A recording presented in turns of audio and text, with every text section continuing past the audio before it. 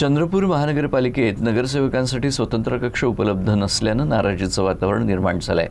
नगरसेवकांसाठी राखीव असलेला हॉल नेत्या जयश्री जुमडे यांना देण्यात आल्यानं इतर नगरसेवकांच्या बसण्याच्या जागेचा प्रश्न निर्माण झाला असून यावरून महानगरपालिकेत चर्चा रंगू लागली आहे।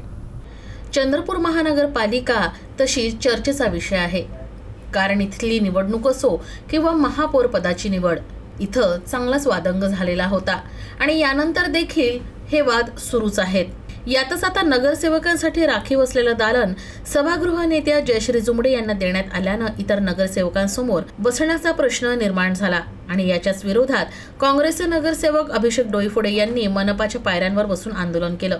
नगरसेवकांच्या हक्काची जागा काढून घेणं हा लोकशाहीचा अपमान असल्याची भावना त्यांनी व्यक्त केली आहे। तर तत्काळ पर्यायी व्यवस्था न केल्यास सर्व नगरसेवक मनपाच्या पायऱ्यांवर बसून आंदोलन करतील असा इशारा देखील त्यांनी यावेळी दिला।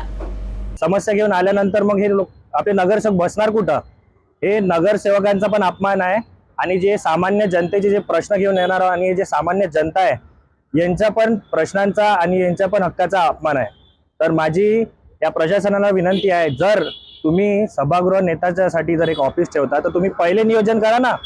नगरसेवकांची बैठक कक्षा काऊन तुम्ही घेतली?